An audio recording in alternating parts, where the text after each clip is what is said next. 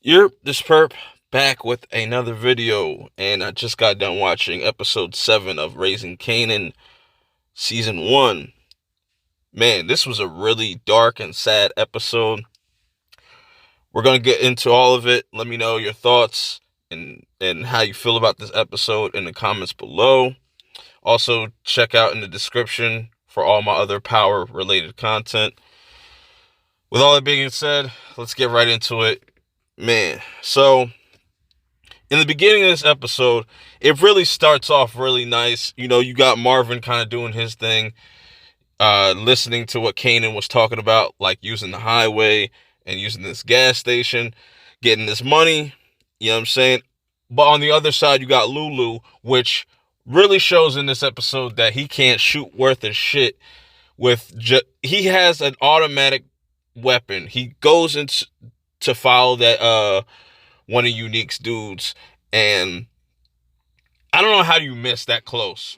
Same with the other dude. He shoots back, and they both miss. They're terrible shots. I just don't understand how you can miss from that close range. But while all this is going on, you got Kanan taking his mom out for a surprise, and Deneva's there as well. And he also brings out Symphony, which kind of makes Rock go outside, storm outside.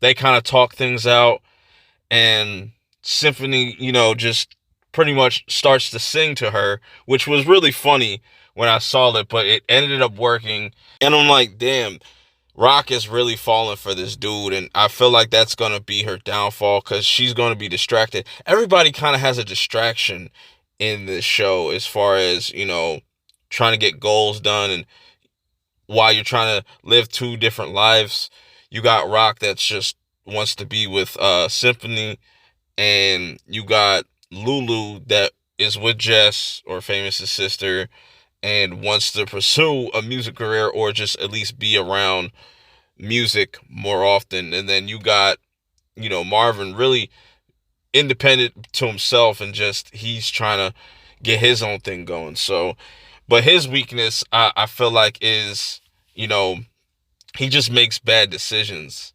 where if he really thought about certain things, I think he could really be more than just the muscle of the group. Now, this is interesting because after having dinner and everybody just leaving the restaurant, Symphony and Rock go out and just do their own thing while Kanan takes Deneva back home. And this is where Deneva kind of just starts to question Kanan and look at him really different because of the whole Famous performance and the song, and how that lines up with Buck 20's death and stuff. And I think Famous is going to be in a lot of trouble. I don't think Famous is going to be around that long. Obviously, we're going to see him probably in season 2 or 3, but I feel like his mouth is going to really get him in trouble. Now we get to where we're really building up to a really sad moment in this series. To me personally, I feel like some people might not feel that way, but it was kind of really interesting how it was put together with Nicole and Jukebox. Jukebox gets invited to this party that her parents are having. I guess it's a formal party. So she's kind of putting on different dresses, trying to figure out what really fits, and none of the dresses are really who she is. So, it's interesting where they take that. I will get back to the whole Nicole situation because it's a build up. We jump from characters to characters. So now, speaking of Kanan and his little operation that he kind of came up with, this is the first time he actually gets in the kitchen and gets to cook.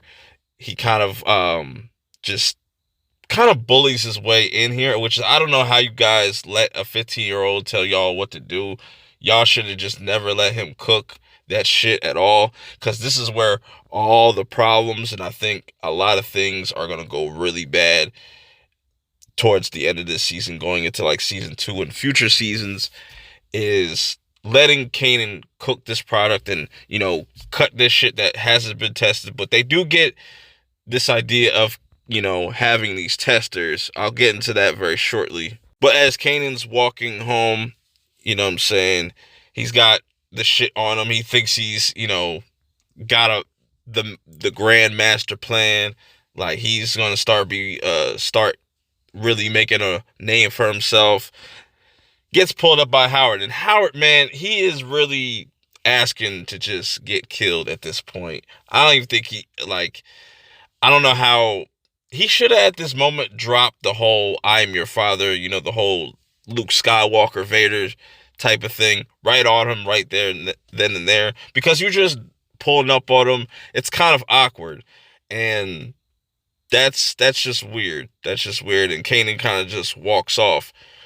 But before the Howard pulls up on Kanan, he gives her a vial of crack, and I'm just like, oh man, this is not gonna go well. Now, let me get into one of the scenes that were just completely random, and I don't think we really even need it in this episode, is where Raquel goes to meet with the store owner's wife, and she just goes off on this weird ass just rant on men.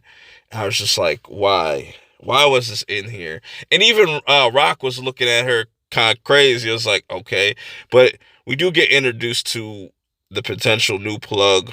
Probably gonna see more of him in season 2. This guy that's talking to Lulu kind of says he also has connections to music and stuff like that because he heard about the showcase. Going back to the testers though, this is going to be interesting to see how this all is going to unravel, because I feel like a huge shitstorm is coming. Kanan goes back to the spot and Marvin's there, and he's just just completely up, like he's angry right now because there's people dying, there's people dead that have tested this crack, and Kanan has to live with that. Whoever smokes this shit is going to die, and this is where things really start to take a really dark turn, going throughout this episode. This guy should have known better, though. He can't just throw Kanan under the bus, but should have just known better, honestly. Like, you don't give no 15-year-old that much say so. I feel like he should have been punished, but I don't know. So now let's get to the scene with Nicole and Jukebox, because it just gets more sadder and sadder as you see this and as the episode goes on. You have this scene of these two just chilling at the park, just talking like they always normally have, just having conversations, talking about life, different experiences. And then Jukebox gives Nicole a mixtape, and I'm like, oh man. And Jukebox goes off and gets some food or something like that, because I feel like Nicole said she was hungry or something like that, which leads her to put her note that she wanted to give Jukebox into her bag, which that's where she finds the crack. And I'm like, oh man, this is not going to go well at all.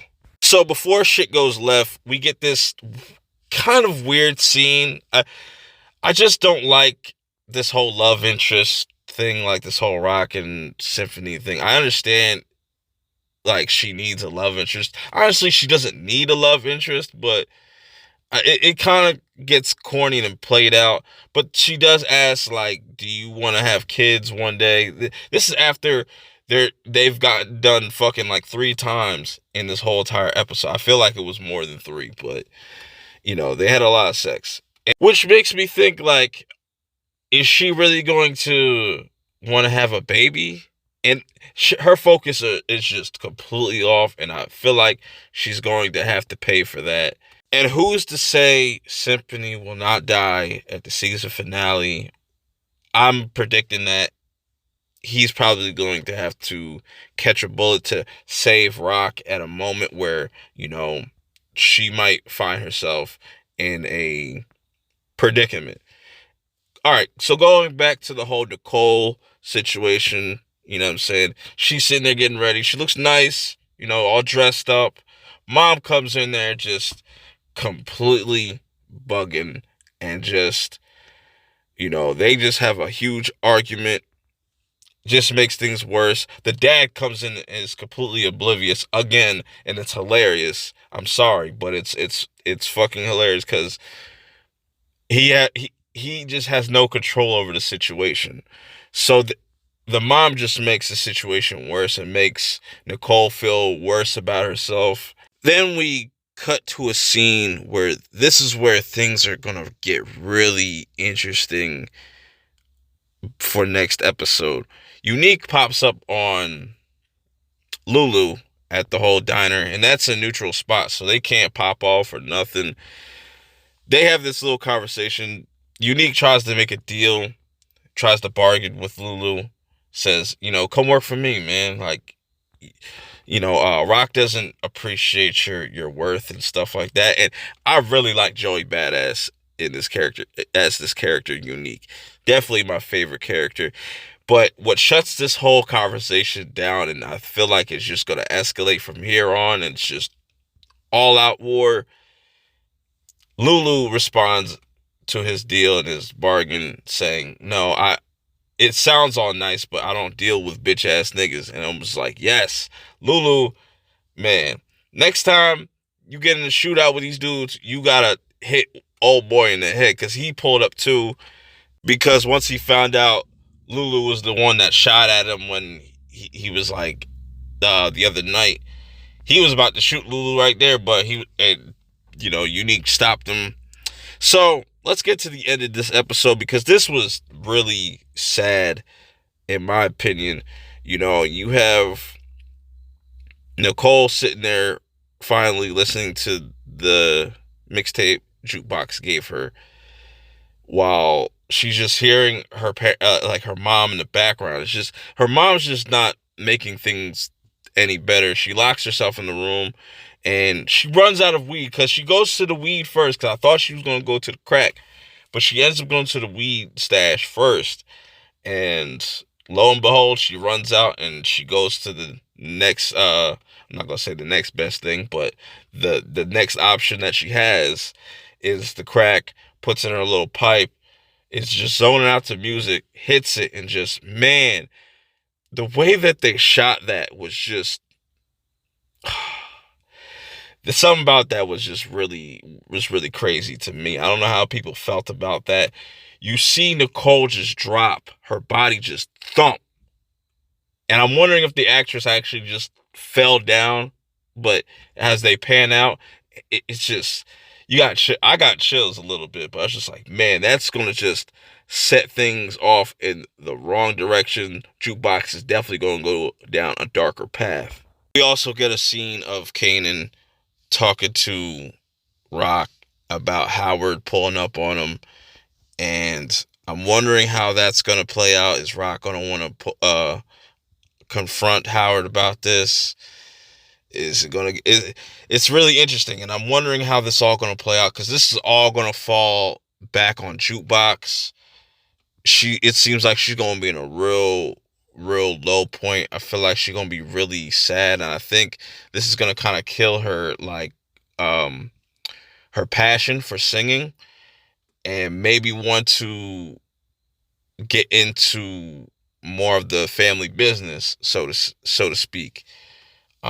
Man, this was crazy, and this is gonna fall back on Kanan too, and that's gonna make, you know, Jukebox kind of feel some type of way, which made me think in that scenario where you get that scene of Kanan, you know, Kanan and Jukebox in the original Power series, and it's starting to all make more sense why, like, you know, Jukebox is the way she is and Kanan is the way he is. So we only got a few more episodes left. I think 3 episodes left.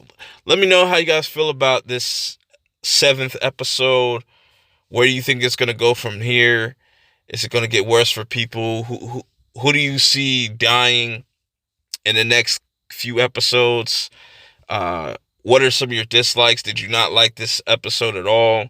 Are you not feeling this series? I want to know your thoughts and feelings. Till next time, I'm out. Peace.